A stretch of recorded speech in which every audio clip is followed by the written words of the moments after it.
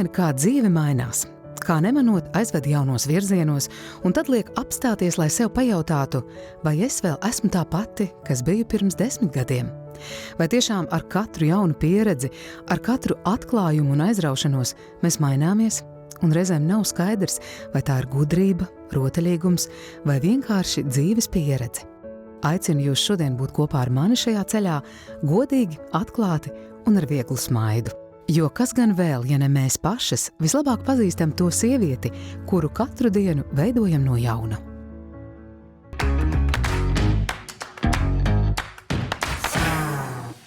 Dāmu projektā Latvijas karstākās grāmatas par premenopauzi autore žurnāliste Inga Spriņģe. Pavisam atklāti par pavisam dabiskiem procesiem. Es esmu tā tipiski vidējā sieviete, kam iziet cauri, ka tu pēc laika tikai saproti, ka tie simptomi sākās jau agrāk. Vienkārši es nezināju, ka tas ir saistīts ar to, ka man hormonu izmaiņas ķermenī notiek. Ko labu sievietes dzīvē ienes regulārs mērenas slodzes aktivitātes? Tas ir mans dzīves stils. Es jūtos labāk, es izskatos labāk, un es to darīšu visu mūžu. Ieskatīsimies, kā notiek meža pelde. Vienkārši būt tai dabā un ļaut tam mieram ieplūst sevī. Dāmu projekta studijā šovakar žurnāliste un šī brīža karstākās grāmatas autore Inga Spriņģe. Labvakar, Inga. Sveiki, Rit. Tu esi viena no tādām vērīgākajām pētnieciskajām žurnālistēm Latvijā, un šoreiz tu esi pavērus tādu ļoti personisku tēmu. Tu esi sarakstījusi grāmatu par sievietu pārmaiņu laikā par premenopauzi. Kā tev radās tā ideja? Nu kā ideja radās no tiem maniem liekiem kilogramiem uz vēdera? Tieši tik vienkārši, ja? Ko es arī par grāmatu sākumu arī tā arī rakstu. Tiešām bija tik vienkārši, ka bija jau kaut kādi 2 gadi būs pagājuši. Es reāli vakarā stāvu pie spoguļu, ir retais brīdis, kad es atnācu kaukli pieskatījis bērnus, un mēs ar vīru iesim vakariņās. Un es uzvilku kleitu. Man vispār 2 kleitas dzīvē ir, ja tās man stāvis uzvelku, un saprotu, ka man ir guza uz vēdera. Es nesūtos, ka man būtu milzīgs liekais svars, es negribu pārspīlēt, ja, bet tiešām ir guza. Es ievelku vēderu, būs forši. Neko ievilkt arī nevaru, nevella. Un tad es uzkāpu uz svariem un saprotu, ka man ir 3 kilogrami klāt, kurus es nebija nekad pamanījusi. Un es vienmēr domāju par savu izskatu un svaru un tā. Un tad es sāku, es domāju, izmantošu veco metodu, kā vienmēr. Pēc bišķīt mazāk pāris nedēļas, vairāk paskriena, un tu atkal esi formā. Un es to daru un nevella. Nekas vairs nesanāk, nestrādā vienkārši tas. Un man pat tāds izmisums iestājās. Un labi, miegs ir 3 kilogrami, bet tas, ko es sapratu, ka es esmu tajā perimenopauzē, pirmo reizi par šo jēdzienu uzzināju, sapratu, kāpēc mainās ķermeņa uzbūves sievietēm. Kur tu jēdzienu dzirdēji vai Zini, izlasēji? Tas bija arī, es domāju, no Instagram. Es esmu Instagram atkarīgā, es tur dzīvoju, un es vienkārši sāku izmeklēt, un tad es pamanīju to jēdzienu perimenopauzi, kā mainās hormoni, kā tas mūs ietekmē. Un tas man prasīja daudz laika, tas nebija tik ātri. Ja, es visu kādas kļūdiņas pieļauju pa ceļam, ja? Un tad es sāku to pētīt. Un jautājums arī, kāpēc es nepamanīju, ka tas svars uzauga? Jo es kaut kādu pēdējos mēnešus biju valkājusi bikses ar gumijas jostas vietu, jo man vienkārši bija abnormāli sapūties vēders visu laiku. Situs kā grūtniecības 5. mēnesī. Un tagad, ja var atskatoties ar to atpakaļ, kā ar šīm zināšanām, es esmu tā tipiski vidējā sieviete, kam iziet cauri, ka tu pēc laika tikai saproti, ka tie simptomi sākās jau agrāk. Vienkārši es nezināju, ka tas ir saistīts ar to, ka man hormonu izmaiņas ķermenī notiek. Un tad jau, viss sāku pētīt. Inga, tu kā pētnieciskā žurnāliste esi pieradusi uzdot jautājumus. Un kā tas bija šoreiz rakstot grāmatu, pavērst to fokusu uz sevi un stāstīt par sevi, dalīties ar ļoti personisku savu informāciju? Zinu, kā man tās sajūta bija tāda, es vienmēr saviem cilvēkiem, kurus intervēju tām ārstēm, kad viņas nāk, es prasu atklāt ļoti personisku informāciju. Un tad man likās, tad man jādara tas pats, es nevaru prasīt no saviem intervējumiem, lai viņi būtu personiski par intīmām lietām runāt, un pati tā kā būtu aiz tās sienas. Un tāpēc es arī atklāti, dalos ar lietām, kurām es arī tur dalos, jā. Ielikt pirmos video, kuras lēkāju treniņu tērpā, bija ļoti grūti. Jo man ir ļoti daudz vīriešu sakotāji bija, un es domāju, kā es tur tagad tā? Kāda bija reakcija? Man viens liels Latvijā zināms uzņēmējs, viņš man regulāri sakoja, laikot ar visus manas politiskos ierakstus, un vienā brīdī viņš saka, cik var par to svaru runāt? Bet pie mums ir pierasts, cik līdz tu sāc atklātāk par sevi runāt, tad gaidi tos negatīvos komentārus. Zini kā, tas konkrētais kungs, viņš pat nebija negatīvs. Viņš tiešām bija neizpratnē, cik es varu ar to savu svaru ņemties, un tā tālāk. Un es kaut kur arī saprotu, bet, piedodiet, man tas rūp. Mēs varam teikt, ka ir svarīgi, kāds ir dvēseles skaistums un vēl kaut ko, bet, ja mēs esam godīgi, ir nozīme tam, kā tu izskaties, ka tu ej kaut kur meklēt darbu vai vēl kaut ko. To ļoti, tam ir nozīme, kā cilvēks izskatās, ar cik ļoti gribas ar viņu būt kopā un vēl kaut kā. Tas nav pareizi, es neatbalstu to, bet tas tā diemžēl strādā. Un tā kā viens ir, ka es gribu priekš sevis justies labi, bet ja sevišķi šobrīd, kad ir tāds man ielgusī pusmūža krīze, ja, kur es domāju, ko es varētu darīt tālāk, es domāju, ka arī izskatam arī nozīme. Tev ir jātur sevi ļoti formā, ja tu gribi iet uz vidi, kur tu nezini, un tu gribi sevi pārdot. Tu esi iekustinājis tādu tēmu, par kuru varbūt tik daudz nerunāja līdz šim, un arī tas vārds perimenopauze arī nebija tas populārākais dienas kārtībā mēdījos, ja mēs skatāmies. Jā, tieši tā.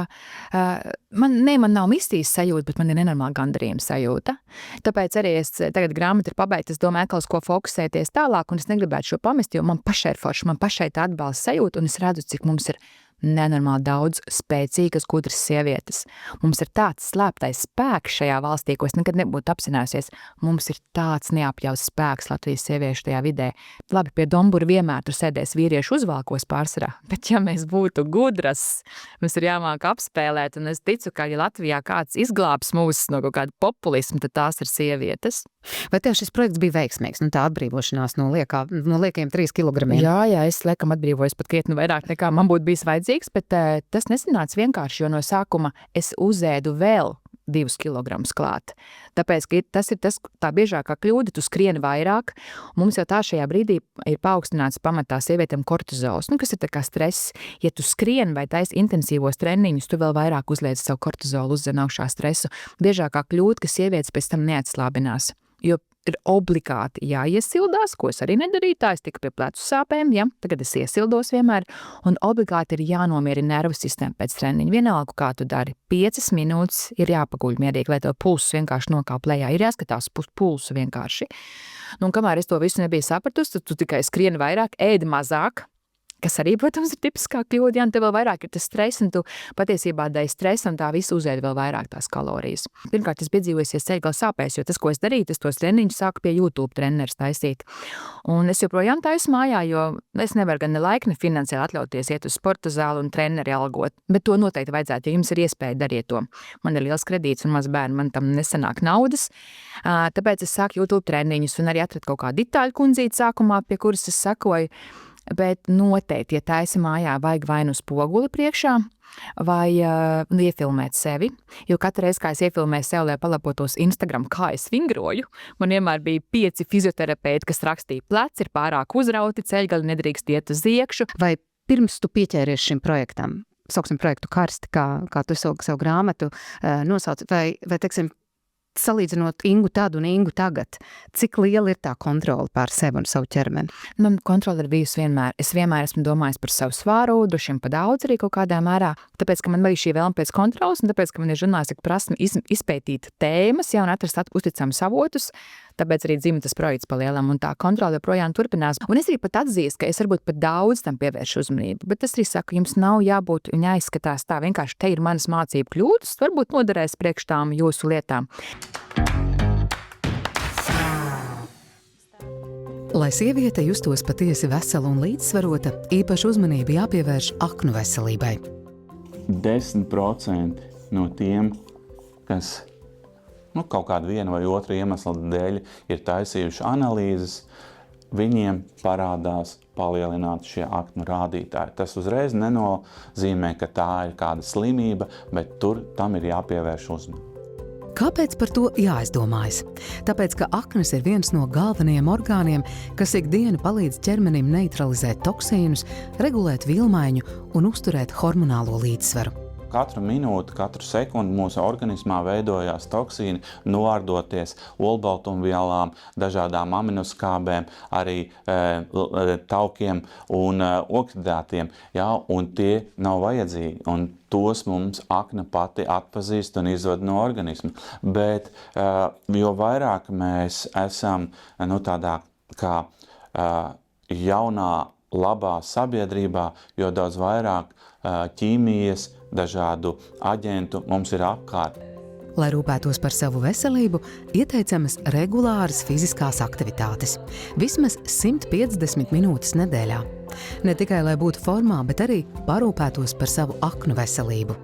Tas ir šī brīža Latvijas top tēma, ka tagad visiem ir jāvingro ar svariem. par ko ir ļoti nopietni tiešām jāsāk runāt. Ja sieviete pēc 40, kura nekad dzīvē nav vingrojusi un aizies uz svaru zāli, kad jau pēc 40 arī sākās osteoporozes risks, un ja viņa tiešām nav vingrojusi, un tagad viņai doktori visi saka, tev ir jāvingro. Nē, tas ir pats sliktākais, ko viņa sev var izdarīt, jo viņai dziļā muskultūra nav nostiprināta, un tieši pilates uz reformeriem ir pats saudzīgākais, drošākais veids, kā to stiprināt, bet pie ļoti strikta šobrīd nosacījuma, ka tās tiešām ir pilates uz reformeriem, nevis fitness. Esam Budas muižā, Pīlāšu studijā PIO, lai mācītos elpot dziļāk un apzinātāk, ļaujot ķermenim un prātam attīrīties un justies vieglāk. Pilates metode māca pareizi elpot, lai arī atgūtos no šīs burzmas, kas mums vispār ir, no šīs skrējiena, ja? Māca elpot, sajust sevi pareizi, sajust savu ķermeni un iemācās pareizi sajust savu stāju. Un mūsu stāja ir pats svarīgākais, kas mums ir. Un dažreiz domās, kas tur man tur līka mugura, kas man tur, ja? Stāja tiešām mērā ietekmē mūsu veselību un tātad tas ietekmē, kā mēs jūtamies. Uz galvas jums ir glāzīte ar ledainu ūdeni, tā lai neizlīst. Un liekam lejā. Otra kāja tieši tas pats. Man jau no bērnības ir diezgan līka mugura, ja tā varētu teikt. Un kaut kā ar cita veida treniņiem vai aktivitātēm tieši to stāju un to pagarināšanos un to krūšu daļas, teiksim, tādu izstiepšanu īsti panākt nevar. Ielpa ribas un ar asti pa priekšu. Un teciet. Jā. Pilates ir viens no tiem mērenās slodzes fiziskās aktivitātes veidiem, kas īpaši piemērots dāmām jebkurā vecumā. Bez lokanības un izturības trenēšanas tas palīdz samazināt hroniskus iekaisumu procesus. Es redzu savus vienaudžus, un viņiem ir daudz grūtāk. Un līdz ar to es saprotu, ka es negribu, lai es nevarētu tur pēc 5 gadi, pēc 10 daudz ko neizdarīt. Es sapratu, ka visu laiku muskuļi jātur tonusā, un tad arī viss ķermenis tev būs stingrs, un nesāpēs mugura, ceļi. Šeit nav mērķis, kurš labāk izskatīsies. Mēs šeit reāli rūpējamies par veselību stāju, lai uzlabotu to. Un tiklīdz sieviete sāks sevi nest stalti, tā mainīsies arī seja un izskats, un spīdums acīs pat būs. Lai palīdzētu savam organismam atjaunoties un rūpētos par aknu detoksu, svarīgi izvēlēties tādas fiziskās aktivitātes, kas strādā uz dziļo muskulatūru un stiprina ķermeni holistiski. Līdz ar to mums uzlabojas asinsrites, sirdsdarbība, pulss pārceļās. Protams, ka dabiskā veidā ķermenis sāk strādāt, organisms strādā, kuņģis sāk labāk strādāt. Jā, tas ir savā ziņā detoks. Bet es neteiktu, ka ēd, ko gribi, dzer, ko gribi, nes cik daudz, atnāks uz pilotēm, tev būs detoks. Tāds brīvums es nestāstīšu. Labā lieta ir tā, ka līdz kaut kādai situācijai aknu funkcija ir atgriezeniska. Tā ir tā svarīgākā lieta, ko bieži vien mēs nevaram izdarīt ar citiem orgāniem. Ja? Tad kaut vai ar locītavu, ja viņi tev ir nodulusi, ja, teiksim, vai tev ir asinsvads aizkaļķojies, tu vairs atpakaļ viņu nevari. Tur ir citas metodas, kā mēs varam palīdzēt šiem. Daži augi satur antioksidantus, kas palīdz aknām detoksikācijas procesos. Tieši šīs sastāvdaļas ir arī Lotus Pharma Hepasan sastāvā. Mēs varam palepoties, ka tieši mūsu produktam ir ļoti efektīvs šī pirmais efekts pie palielinātiem aknu rādītājiem, kur 10% no tiem, kas taisa analīzes, ir izmainīti. Mēs jau pēc 1. mēneša atgriežamies pie normas rādītājiem. Ir jākombinē veselīgs dzīvesveids ar veselīgu kustību, lai mēs varam kustēties visa mūža garumā produktīvi, nevis vilkt to savu dzīvi 5 kūkumos sakumpuši. Jā, super!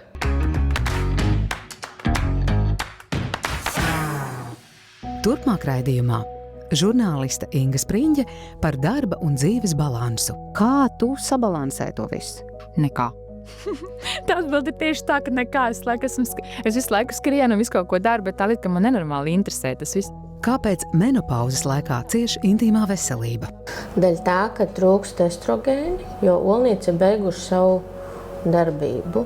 Meža peldes. Iepazīsimies ar profesionālu meža pavadoni. Meža peldes laika mēs nomirinājam savu sirdi, mēs savienojamies ar sevi.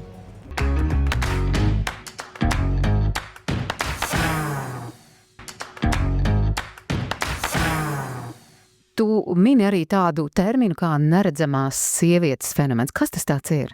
Tas ir arī, es mēģināju atrast kaut kāds superglabos pētījums, bet idejas, ka tā, ka apmēram tas ir pēc 50 sievietes sabiedrībā tā kā pazūd no sabiedrības skatuves. Jā, tu vairs neesi filmās, tu vairs neesi reklāmās, vai reklāmās ir tikai diskrēti ieliknīšu reklāmas, kur tu parādies. Ja, kad viss ir tas jaunības kults, ka tā sieviete, ka tu esi jauna, tas ir un tīri no tādās sabiedrības acīs, ja, un latvietis sevišķi mums ir ļoti tas eidžisms arī izteikts. Un otra lieta ir arī, es domāju, tīri kā sievietei. Un, zini, tas man bija tāds pārsteigums, ka tu pirmo reizi ievēro, kad es ieeju zālē vai kaut kādā telpā un es tev vairs neatskatās. Un kaut kā es biju pieradusi tomēr, ka tur es tev paskatās vai ievēro, bet ļoti bieži tas bija no vīriešiem tā kā uz to iekāras objektu, uz gaļas gabalu. Tur nav par tev kā par personību nekāds jautājums, ka tev ienāk. Bet viens bija atceros joprojām spilti, mēs kaut kur ar vecāko meitu gāju. Un tas jau gan bija pirms jau gadiem. Es nebija vēl neredzamās sievietes kategorijā. Un es eju un saprotu, bāc, viss skatās uz manu meitu, ja kur ir 18 gadi. Kad es vairs neesmu redzama. Un otrs piemērs bija tikko svaigs. Pirms kaut kādiem 2 mēnešiem bija Stambulas lidostā un lidmašīna kavējās un mūs tas pavadonis ved uz viesnīcu. Un mēs visi ejam uz to autobusu un vīrietis uz mani viņš runā ar mani, viņš saka, es kādreiz biju Stambulā. Un es tur stāstu, un es esmu bijusi jau iepriekš un tā. Un es saprotu, ka viņš neskatās uz mani, viņš nerunā ar mani, viņš skatās uz to jauno sievieti man blakus. Kikā viņš tā kā it kā runā ar mani, bet patiesībā viņš komunicē ar viņu, tas saprata, neredzamās sievietes efekts. Un ir tā nedaudz dīvaini, ka tu piefiksē, ka tu vairs neesi tā kā sieviete, bet zini kā, ko tam likt pretī? Drīzāk tas, ko viņi redz, ka tu viņi vairs neredz tevi kā iekāras objektu, jo tur ļoti vienkārši tas dzīvnieciskums iešā, kas tu skatās. Man vienmēr bija tā kā gribas sarauties, tā kā noslēpties, pretīgi vai beidz blenst. Zini, bet es sapratu, tā ir superīga brīvība. Tā ir brīvības, tāpēc es saku, es pucējos priekš sevis, man nebūtu problēma aiziet vienai uz bāru vai vienai uz teātri. Man kādreiz jaunībā es nejūtos tik labi, vai tu aizien, tad tu jūti bišķiņ to, kā tur kāds skatās vai kā, bet tagad tu vari darīt te jebko, ko tu vēlies. Un šis man nenormāli patīk. Tu minēji ASV pieredzi par to menopauzes hartu. Kā tev liekas, vai mūsu Latvijas politikas dienas kārtībā ir kaut kas tāds vispār iespējams? Tas bija UK, jo Amerikā arī šobrīd ļoti daudz tiešās ginekoloģiskas uzņēmušās to vēstnieku, jo viņas ļoti cīnās, lai tur arī maina kaut kādas zāļu, piemēram, aprakstus un kā, ka tur arī ļoti iesīkstēs. Tas viss ir, kur arī taļai pamats. Bet Latvijā bija viena TV3 bija ziņa, kad ir sabiedriskās domas aptāja, ko domā, vai sievietēm būtu jānāk vairāk pretī šajā menopauzes laikā. Un tur kaut kā pa pārsteigumu bija daudz, ka būtu jānāk darba devēja saka, bet bija viena grupa, kas bija pret, man vēl samaloties, es grāmatā to arī citēju, bet manuprāt tieši kaut kāda vīriešu daļa bija pret to, ka nevajag. Jā, kad nevajag par to izlikties, bet, tas ir, protams, tas tāpat kā bija tieši tā diskusija, ka sievietēm pat jādod brīvdieni, ir sāpīgās mēneša reizes, vai ne? Tas arī jau parādīja ļoti daudz. Līdz tam mums vēl ir jāauga. Tas, kas šobrīd notiek sabiedrībā, arī ir ļoti daudz šķelšanās. Arī draugu lokā, ģimenēs cilvēki nespēja vienoties par kaut kādu noteiktu nostāju jautājumos, kaut vai te pašā Stambulas konvencijas jautājumā. Šķelšanās ir un viņi būs tikai. Es negribu būt pesimists vai kaut kā jau sabēdināt, bet tas notiks vēl vairāk, un tur ir 2 būtiskie iemesli, kāpēc tas notiek. Viens ir sociālajie mediji, kā strādā algoritmi, lai sociālajie mediji, tas kļūdainākais pieņēmums, ka mēs zinām, sociālajie mediji ir bez maksas. Sociālajie mediji nav par brīvu, Facebook, Instagrams nav par brīvu. Mēs esam tas produkts, ko sociālajā medijā pārdod saviem reklāmdevējiem. Un, lai viņi varētu nopelnīt milzu naudu, viņiem vajag, lai mēs maksimāli daudz laika pavadītu sociālajos medijos. Un, lai to izdarītu, viņiem jārāda saturs, kas mums izraisa emocijas. Un ir daudz pētījumu, kas rāda, ka tieši negatīvās dusmas izraisa visspēcīgākās emocijas, un tad mēs iekrītam un tur pazaudējam to laika sajūtu. Tāpēc mēs redzam ļoti emocionālu saturu. Un tā problēma ir tajos algoritmos, ka viņi izceļ tieši šo negatīvo saturu. Un to ir ļoti labi atklājuši populisti. Ja? Viņi tāpēc ņem šīs tēmas, kas ir kā vieglāk saprotams, kas mums visos izraisa emocijas, Viņi tā kā izraisa apzināti šīs dusmas, jo tad tas ir win-win tiem populistiem no abām pusēm, ko viņi panāk. Tā kā viens tā problēma pie sabiedrības šķelšanās ir tie algoritmi, kā viņi strādā, kad izceļ, un tiem populistiem ir pieeja, un otrs ir ģeopolitiskā situācija. Mēs redzam, ka ir karš, un neizskatās, ka drīz beigsies, un tas ir globāli bija gan Gazā, kas notika, gan kas notiek Ukrainā, ir globāli klimata pārmaiņas, kas nozīmē, ka būs globālā migrācija, ir vietas, kas paliek neapdzīvots, un daudz šie cilvēki, viņi migrēs pa Eiropu, viņi visu kaut kur ies apkārt. To es minu tāpēc, ka nepaliks ģeopolitiski vieglāk. Mums būs cenu dārdzības, cilvēkiem, kas būs pie varas, būs ļoti grūti pieņemt dažādas lēmumus, kas būs nepopulāri. Un tas ir ļoti izdevīgi populistiem, jo viņi nāk vienmēr stulbā valdībā, šitie ir stulbi, tas ir viss slikti, mēs atrisināsim visu, neko jau viņi neatrisinās, bet viņiem ir viegli solīt, un ir šie sociālajie mēdīji, ar kuriem viņš var šo visu izplatīt. Un tas nekur nepazudīs, karš nekur nepazudīs, globālā sasilšana nepazudīs, un arī sociālajie mēdīji nepazudīs. Ja? Tāpēc, diemžēl, es saku, ka labāk nepaliks, tas viss te mums būs. Bet kā komunicēt ar to cilvēku, kurš ir tajā tajos savos Instagram algoritmos un runā tev ar populistu tekstiem? Un te ir jābūt divām lietām. Viens ir tas garlaicīgais vārds medijpratīgums, tāpēc arī šo stāstu tie, kas noklausīsies, apzinieties vienkārši sociālo mediju saturs ir būvēts, lai ar jums manipulētu, un ja tev ir tas tuvais cilvēks, kā viņi runāt, ko man arī bieži prasa, vesela stunda varētu par to runāt, bet tas īstais pirmais mans komentārs vienmēr ir, ja vari nerunā vienkārši par to. Jo nevar cilvēku viedokli izmainīt tikai ar faktiem. Ļoti bieži ir jāmainās cilvēkam pašam, viņa uztverei, lai viņš arī spētu savādāk uz lietām paskatīties. Tāpēc, ja cilvēks ir ļoti svarīgs un tuvs, tas, ko tu dari un tu gribi mēģināt, pirmkārt vienmēr vajag ar empātiju. Ja tu nāks agresīvi, ko tu man tur stāst, kādu man tur atkal tur linku tur atsūt, tas taču viss ir meli, ja? Tas tā kā, ja tu klieks uz mazu bērnu, viņš uzreiz, tev ir tā aizsardzības reakcija. Te pirmkārt ir jābūt ar empātiju. Un otrs ir ar jautājumiem. Nesaku, šis ir pareizi vai nav, bet tas, kad man cilvēki mani sūta, kur ir šāda un tāda informācija, es saku, kas ir tas informācijas avots? Šis ir mans galvenais slaids, ko es rādu, kad es eju runāt par kritisko domāšanu, pie uzņēmumiem un kā. Vai tu zini, kas ir informācijas avots? Un ja tu nezini, kas ir avots, tad vienkārši laid to visu vieglāk, ja? Ja man atsūta, kur ārsts Krievijā stāsta kaut ko, ka tur kaut kāda brīnuma zāle ir, ja es saku, kā tu zini, ka viņš ir ārsts? Kāpēc ko tu zini par to cilvēku, ja? Mums vienmēr māca uz ielas neņem konflikts no svešiniekiem, bet mēs ejam sociālajos medijos un mēs ticam visiem, ja? Tāpēc, ka tas atbalstē mūsu uzskatiem, priekšstatiem, kas mums jau ir iepriekš. Kā, ja tu runā to savu tuvinieku, pirmkārt ir bez agresijas, otrkārt uzdod jautājumus, no kurienes tas nāk, kāpēc tu tam tici? Bet tas prasa abnormāli daudz laika, ja tu gribi tā lēnām, tu vari to mainīt, bet tieši tuvinieki ir tie, kas var kaut ko mainīt, jo tu nepateiks vīram, ka Soros tev samaksājas, ja? Tad tu lēnām sāksi ticēt. Bet tātad, Inga, tas ir tavs personiskais projekts, tu sāc ar sevi, lai tiktu vaļā no šiem kilogramiem, un kurā brīdī tev radās doma, ka šis varētu būt kaut kas lielāks, es varētu rakstīt grāmatu? Tā doma radās tajā, ka es tieši tajā brīdī, lielu to daļas bija Amerikā, jo mans vīrs dabūja žurnālistikas programmā vienu stipendiju, mēs ar visu ģimeni tur pārcēlāmies. Un tā ir tā vieta, kur es redzu, kas notiek ar mēdīju vidi. Amerikā populārākais sieviešu podkāsts ir Call Her Daddy. Kā piezvani teitiņam, tad domās ar sugar daddy, kas dod tev naudu, ja? Es paskatījos, man tur ir daudz pēc zeltiem, bet viņas vēl tā atklāt, kā tur. Es brutāli to pateikšu, bet tā konotācija ir, tur, nezinu, ielikt mākslīgās krūtis, vai kā panākt, lai vīrietis to nopērtās krūtis, lai tu varētu dabūt. Bet vienlaiks tas veids, kā viņi runāja, šis neformālais tonis, viņi dabūja ļoti populāras zvaigznes pie sevis, kuras atklāt stāst pirmoreiz kaut kādas lietas. Viņai ir nenormāli liels sekotāju skaits, un viņa pagājušajā gadā noslēdz ar vienu reklāmas aģentūru līgumu par $100 miljoniem. Respektīvi, tā atbildes tavu jautājumu, es redzēju, kā attīstās, kad tu izēj ārpus no tā tradicionālā mēdīja rāmja un tu radi saturu sociālajos medijos. Un tā kā es saku, man jau pēdējos 3 gadus ir ielgusi pusmūža krīze, domājot, ko es gribu darīt dzīvē tālāk. Man likās, man bija interese pamēģināt, vai Latvija arī kaut kas tāds varētu strādāt.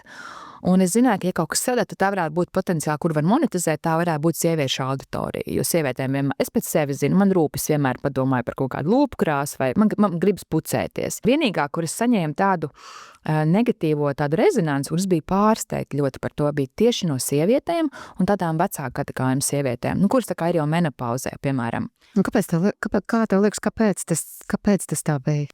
Es nezinu, varbūt tā ir tā domāšana, jo viena kundze arī sabiedrībā zināma veiksmīga uzņēmēja, vai ne? Viņa teica, ka tā viņas doma, ja es publiski par to runāju, es padaru sievietes, arī ko man pārmet, kas rāda, ka sievietes ir bezmaz vai nevarīgas, stulbas, paliek smirdīgas un vēl kaut kā. Kāpēc es runāju, parāda sievieti negatīvs, un ir sevišķi, ko padomās vīriešu darba devēji, neņems darbā, ja es par šo runāšu. Un šī ir tāda, varētu teikt, veco laiku domāšana, līdzīgi kā mēs par vardarbību ģimenē nerunājam, jo par to nav jārunā, tā ir ģimenes lieta, ka arī lūk šo nevajag parādīt. Uz ko es gribu teikt, nē, ir tieši par to jārunā, lai tie vīrieši zinātu, lai viņi palīdzētu tām sievietēm. Anglijā šobrīd ir milzīga kustība, kur pat valdība līmenī pieņem menopauzes hartu, piemēram, kas nozīmē, ka tu varbūt dod sievietei fleksibilāku darba laiku. Ja man šodien ir tas smadzeņu migla un es nespēju skaidri padomāt, ļauj viņai to darbu izdarīt vakarā 7, nevis varbūt no rīta 8, kad jūties grūti. Tas nenozīmē, sievietes nepaliek dumjākas. Mēs esam pašā pilnbriedā šajā vecumā ar visu dzīves pieredzi. Tu māki menedžēt bērnus, vīru, darbu. Tas ir tiešām, es uzskatu, šie ir superīgākie gadi, ja tu zini, ko tu negribi vairāk, un tev ir pilnīgi vienalga, ko par tevi domā. Bet vienlaikus, ir lietas, kas notiek ar mūsu ķermeni, un es gribu par to runāt. Iestājoties menopauzē, daudz kas ķermenī mainās. Arī tas, ka intīmā veselība vairs nav tāda kā agrāk. Šodien kopā ar Inu dodamies uz konsultāciju pie dakteres ginekoloģis Vijas Plūmes. Es domāju, tā ir tāda sabiedrības stigma, kas domā, ka tur ir kaut kas ne tā, viņas vienkārši paliek trakas vai kādas tās sievas, bet īstenībā tas ir vienkārši hormonāls process, viņš vienkārši notiek vētraināk, dažai mazāk vētraināk, un andropauze notiek arī vīriešiem. Simptomi, kas visbiežāk izteikti hormonālo izmaiņu laikā, ir diskomforts un sausuma sajūta. Jārēķinās, ka ir arī menopauzes simptomi, kas sākumā neizpaužās, kas rit savu lēnu gaitu, un tikai kaut kur ap 70 gadiem tā kā sajūta, kauli brūk, smadzenes vairs nestrādā, locītavas krakšķis, acīs sausums, makstīs sausums, asinsvadu zarnas nestrādā, jo visas gļotādes kļūst sausas. Daļa tā, ka trūkst estrogēni, jo olnīca ir beiguši savu darbību, respektīvi estrogēnu ražošanu. Un estrogēns ir diezgan būtisks hormons, lai mūsu gļotādes un āda visās mūsu ķermeņa struktūrās, lai viņas būtu labi funkcionējošas, ir vajadzīgs šie hormoni. Ne tikai estrogēni, arī testosterons vajadzīgs un vēl tur dažādas citādas vielas. Bet tā hormona terapija atrisina tos visus jautājumus? Parasti, jā.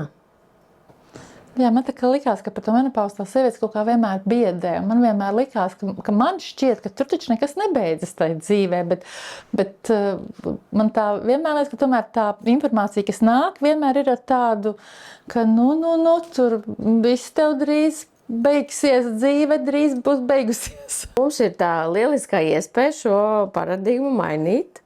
Ja, un jo vairāk būs menopauzes vecumā sievietes apmierināts, laimīgs, viņām visās jomās būs brīnišķīga dzīve. Un to var risināt. Tāpat kā ar seju, mēs izjūtam, tad, kad krēmu vairs nelieto, seja kļūst sausa. Līdzīgi arī makstī. Tad, ja mēs neko nelietosim, atkal nāks tie paši simptomi, atkal būs sausums, arī urīnceļu sausums notiek.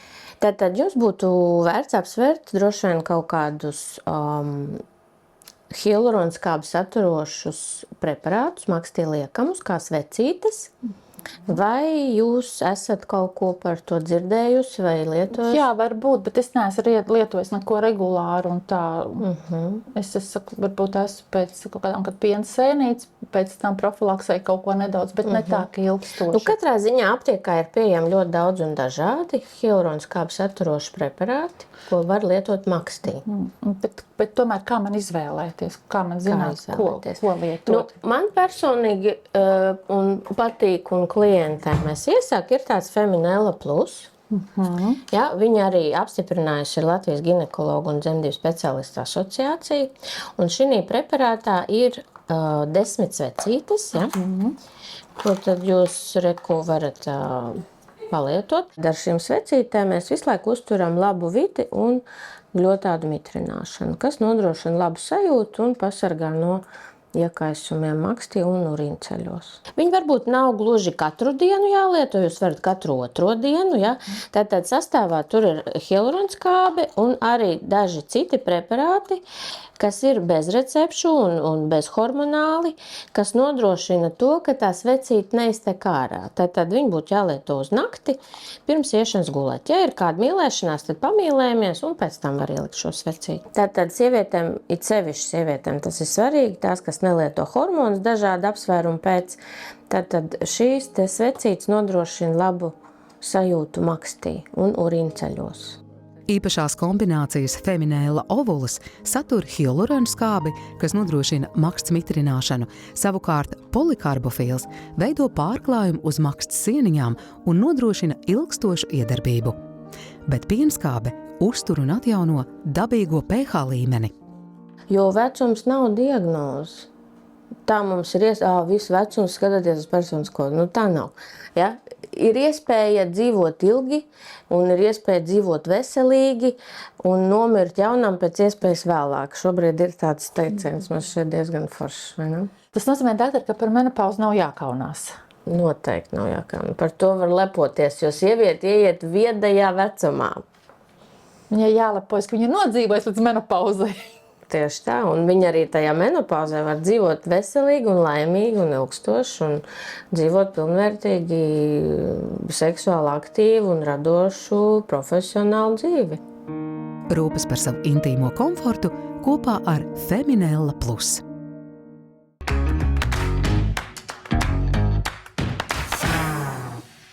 Turpmāk raidījumā, kā notiek meža peldes un kā tās palīdz mazināt stresu. Es noķēru to sakņu sajūtu ne tikai zem kājām, bet vienā brīdī man bija arī tāda sajūta, ka mani mati kļūst par saknēm un kad man ir tāds savienojums arī ar debesīm. Žurnāliste Inga Spriņģe atklāti par sievietes spēku. Es vienmēr ironizēju par to pusmūžu krīzi, bet labāk, manuprāt, man patīk amerikāņu kolēģi, ko saka pusmūžu viedums.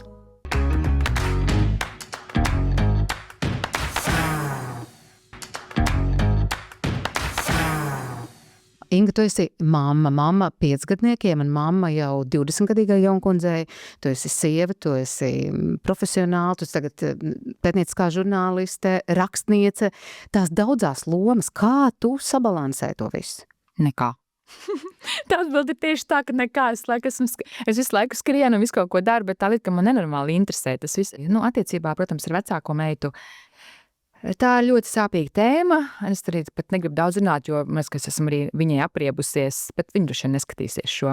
Es biju ļoti slikta mamma savai vecākajai meitai, jo man bija tā vēlme ļoti sev apliecināt, man gribējās arī visu izdarīt, man gribējās braukt uz Ameriku mācīties, un es viņai neiedevu to drošības sajūtu, kas būtu vajadzīga, kas ir, mēs zinām no psiholoģijas bērniem, un to es ļoti jūtu, un droši vien vienmēr jutīšu.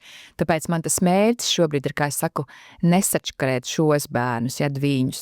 Neviens vīrietis man pasaulē nav tā mīlējis, kā mans 5-gadīgais dēls. Viņš katru dienu saka, viņš man precēs, Mēs esam tajā vecumā šobrīd, viņš man ir dievi, viņš nāk saka, kā tev šodien iet? Tu tik labi izskaties, Bet, kad es šo stāstu, ir kaut kas ar mātes dēla attiecībām, man šķiet, bet, man sievietes pieredzējušāk saka, baudi, pēc 15 tas pāries, kad puikam būs 15. Un es tiešām baudu, un tāpēc arī es gribu mazāk strādāt vai ar mazāk stresu strādāt, jo es ļoti gribu izbaudīt šos bērnus. Man arī dzīves tās prioritātes ir mainījušās. Tāpēc es saku, nesačakarēt viņus un vairāk laika, lai izbaudītu.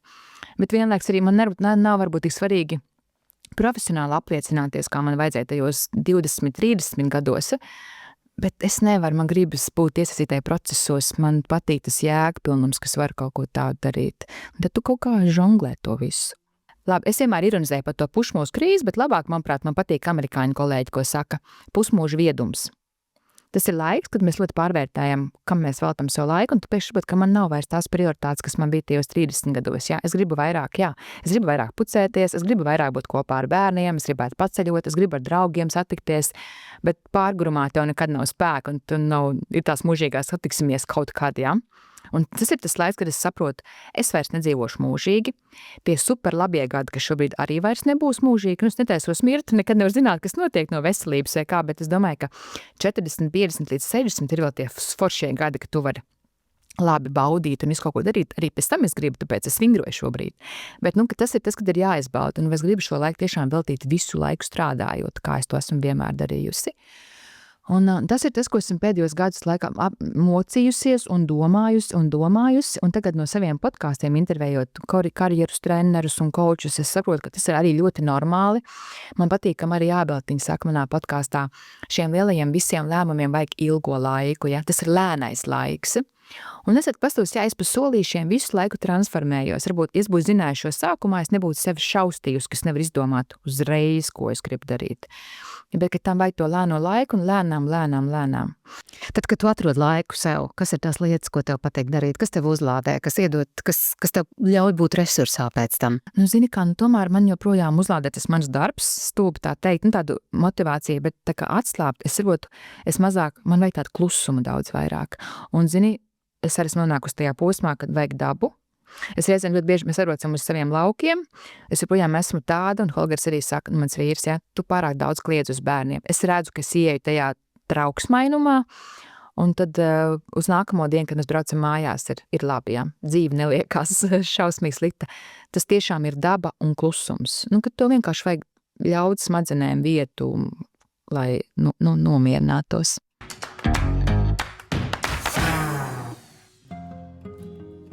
Iepazīsimies Aušra. Viņa vada Meža peldes.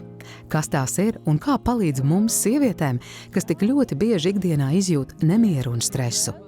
Paldies liels, ka tu atnāci, izbaudiet kaut ko jaunu, tādu piedzīvojumu. Saki man uzreiz, tu kādreiz esi to piedzīvojumu piedzīvojis Meža peldes? Nē, tas man ir tieši ļoti interesanti. Es esmu pati dabā gājēja, bet man ļoti interesē, kā tas ir, kad mani kāds vada iespējams, un ko es varu piedzīvot tad, kad man kāds palīdz tuvoties dabai. Ļoti forši. Ejam? Jā. Es tev pastāstīšu, un tu pati to visu piedzīvosi, jo Meža peldes vispār var stāstīt, no kur viņas nāk, kas viņas ir, bet tomēr galvenais ir tas, ka to ir jāpiedzīvoja pašām, ir jāsajūt, kas tas ir Meža peldes. Meža peldes, jeb Shinrin-joku, ir Japānā radusies prakse, kas nozīmē apzinātu uzturēšanos mežā vai parkā, lai samazinātu stresa ietekmi uz ķermeni un prātu. Kur Shinrin nozīmē mežs, joku ir vanna. Tā kā sanāk, ka mēs tā kā meža vanna, jā, un mums tad latviešu valoda sanāk meža pelde, un angļu valoda forest bathing. Cilvēkiem uzrast tā doma, ka mēs iesim mežā, atrāsim kaut kādu ezeriņu un peldēsim ezerā, jā, kaut kāda ūdens tilpne. Bet ne, Meža pelde ir vairāk par, un vispār par mūsu maņu, mūsu sajūtu peldēšanu meža atmosfērā. Parasti tas ir 2,5 stundas, un šodien mēs mēģināsim tad aptuveni 1,5 stundu, 2 stundas. Un viss process notiek, mēs ejam, atveram maņas, dalāmies. Un viss notiek tāda formāta, ka es vienmēr tevi aicinu. Un kāpēc aicinu? Tāpēc, ka atrodoties dabā, intuitīvi var būt vēlme darīt kaut ko pilnīgi savādāk. Piemēram, es varu tevi aicināt apskaut koku, bet varbūt tev gribēsies apguļties un vienkārši pagulēt un to brīdi kaut kā savienot savādāk ar dabu. Zinātniski pierādīts, ka šāda lēna, maņu iesaistīta pastaiga palīdz mazināt kortizola līmeni un sirdsdarbības ātrumu, veicinot nervu sistēmas līdzsvaru. 2,5 stundu meža pelde viņa var samazināt stresu no 20 līdz 25%. Iedomājies par 4, par 5 samazinātu savu stresu līmeni. Tas ir ļoti daudz. Sievietēm, kuram vienmēr kaut kas ir galvās, domās, un mums gribas izdarīt to un šo. Meža peldes laika mēs palielinājam dopamīnu, serotonīnu, kas ir laimes hormoni, kas ir labsajūtas hormoni. Un savienojoties ar dabu, mēs savienojamies ar sevi. Tev, kā dabas mīlētāji, varbūt ir tas nedaudz pazīstams arī. Jā, gan kā dabas mīlētājiem, gan tas, ko es daru ikdienā, es palīdzu arī citām sievietēm atgriezties pie sevis un nomainīt to fokusu sevis. Bet man gribās pamēģināt. Iesim baudīt to latviešu mežu Japāņu gaumē. Jā, ļoti pareizi pateikts. Lai uz mirkli apstātos, nomierinātu satraukto prātu, atliek vien uzticēties un doties līdzi kaut vai tepat pie pilsētas parkā.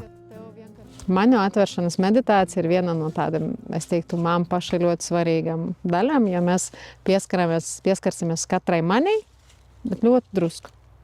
Un tad tālāk turpināsim pieskarties pie tām mūsu 5 maņām, galvenam 5 maņām, ja vispār mums ir vēl tiešām 6. maņa, kas mums laimīta, kas arī ieslēdzas. Un tagad es tevi aicinu apskatīties nedaudz apkārt, vienkārši pamanīt, kas ir, kur tu esi un kas tev ir apkārt. Bez vērtējumiem, bez nosaukumiem, vienkārši. Tā nav nedz sportiska, nedz ezotēriska aktivitāte, bet gan apzināta klātbūtne dabā, kas palīdz atgūt mieru un iekšēju līdzsvaru. Un ar dziļu ieelpu, izelpu, atslābini savu ķermeni. Un tagad atgrieži savu ķermeni un sajūti savu ādu. Sajūti gaisu. Sajūti caur aiztaisītām acīm gaismu.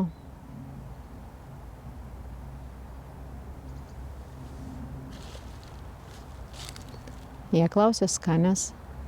Meža peldes ir pasaulē pazīstama terapijas metode. Aušre to apguvusi speciālā skolā Skotijā. Sajūti smaržas. Tā nav parasta pastaiga, ko mēs te piedzīvojam. Tas ir tiešām tas pieskariens savi iekšēji. Man tā sajūta bija, kad tie koki, pat esot šeit, noscīti mežā parkā, viņi tā kā sakļaujās ap mani, un tā sakņu sajūta ir tik dzīva arī parkā, arī pilsētā, ka var dabūt to sajūtu, jā. Meža peldes nav tikai pastaiga. Tās ir mazas atgriešanās pie sevis, un skatoties uz šo sirsnīgo kopā būšanu, rodas sajūta, ka tieši šādos brīžos mēs vislabāk saprotam. Reizēm pietiek ar dažām klusām minūtēm dabā un labu tējas malku, lai atgūtu līdzsvaru. Jā, ir tāds miers un tāds klusums manī. Tā sajūta, ka gribās būt tajā vēl un vēl, tā kā saglabāt sevī. Es aicinu tagad tevi izbaudi tēju tāpat, atverot visas maņas. Mums ir miers, mums ir mīlestība. Un dzerot tēju, mēs arī varam pateikt, ka paldies tāda veida dabai, ka viņa atbalsta mūs. Paldies, Mēram. Paldies tev. Un paldies tev.